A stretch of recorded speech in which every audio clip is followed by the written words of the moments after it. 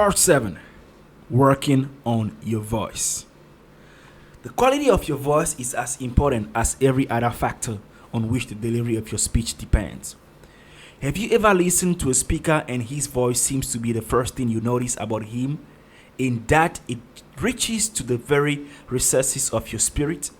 If you have, then you must understand what I mean. A rich, correctly used voice is the greatest physical factor of persuasiveness and power, often overtopping the effect of reason.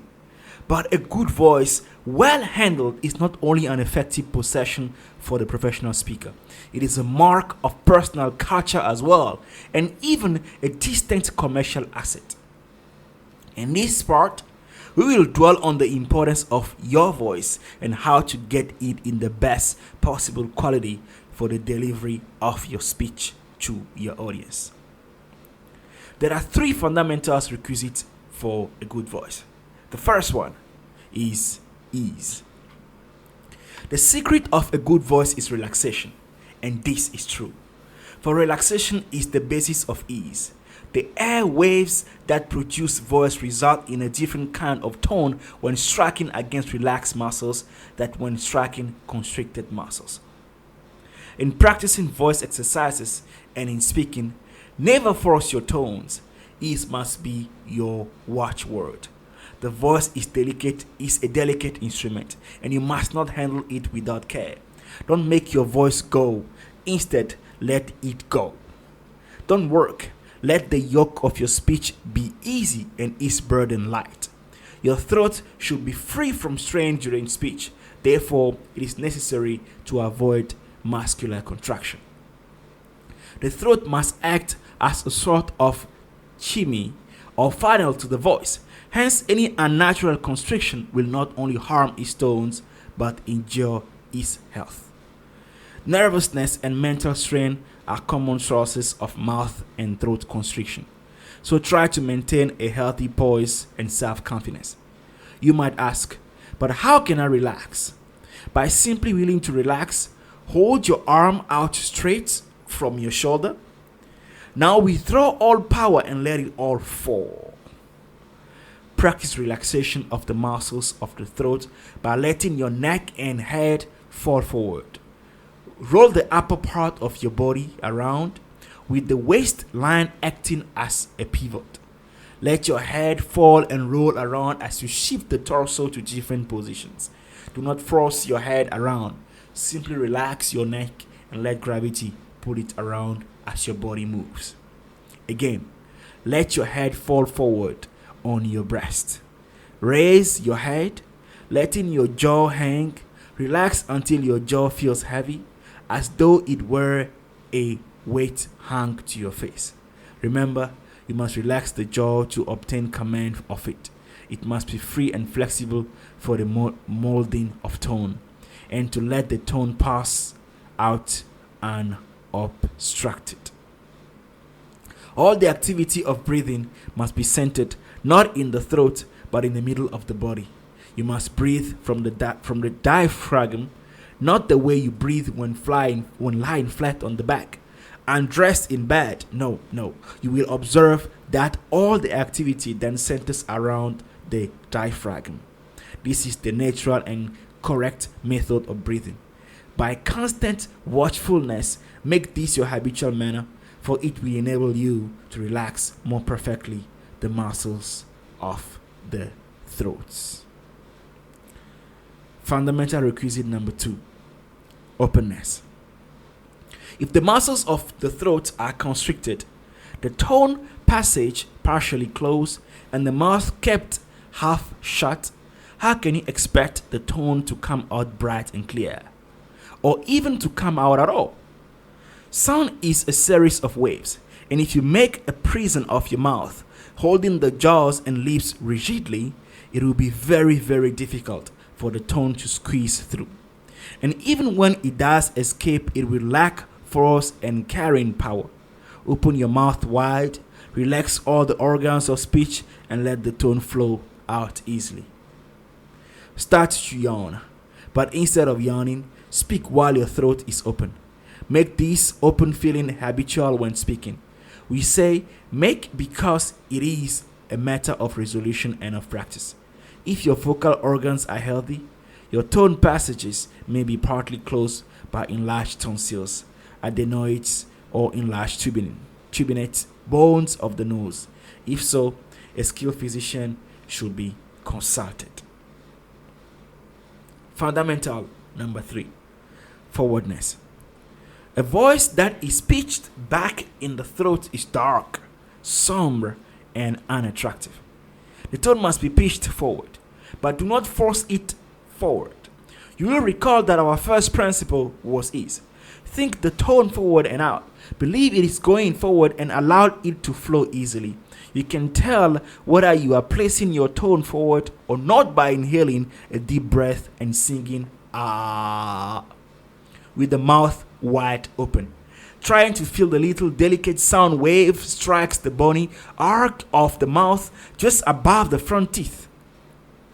The sensation is so slight that you will probably not be able to detect it at once. But persevere in your practice, always thinking the tone forward, and you'll be rewarded by feeling your voice strike the roof of your mouth. A correct forward placing of the tone will do away with the dark, throaty tones that are so unpleasant, inefficient, and harmful to the throat. Close the lips. Humming. Or ang. Think the tone forward. Do you feel it strike the lips? Hold the palm of your hand in front of your face and say vigorously crash, dash, whirl, buzz. Can you feel the forward tones strike against your hand? Practice until you can. Remember, the only way to get your voice forward is to put it forward. So, how to develop the carrying power of the voice? You necessarily do not have to speak loudly to be heard at a distance. You only have to speak correctly. Surely, if you use your voice correctly, you won't have any problems with being heard. Remember to apply the principles of ease, openness, and forwardness. They are the prime factors enabling your voice to be heard at a distance. Do not gaze at the floor as you talk. This habit not only gives the speaker an amateurish appearance, but if the head is hung forward, the voice will be directed towards the ground instead of floating out over the audience. Voice is a series of air vibrations. To strengthen it, 2 things are necessary: more air or breathe, and more vibration. Breathe, breathe, breathe. Breath is the very basis of voice. As a bullet with little powder behind it will not have force and carrying power, so the voice that has little breath behind it will be weak.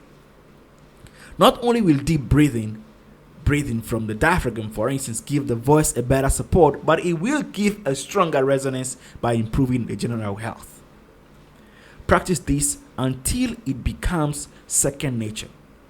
Whenever you are speaking, take in deep breath, but in such a manner that inhalation will be silent. Do not try to speak too long without renewing your breath. Nature cares for this pretty well unconsciously in conversation, and she will do the same for you in platform speaking if you do not interfere with her workings. Purity of voice. We destroy the purity of our voice when we waste our breath.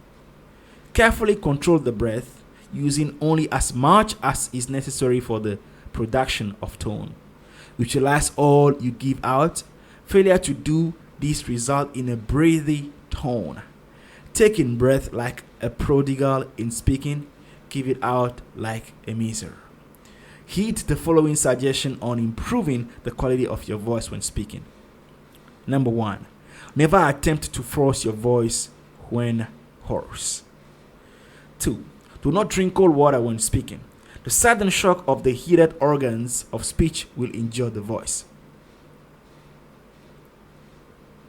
3, avoid pitching your voice too high. It will make it raspy. This is a common fault. When you find your voice in too high a range, lower it. Do not wait until you get to the platform to try this.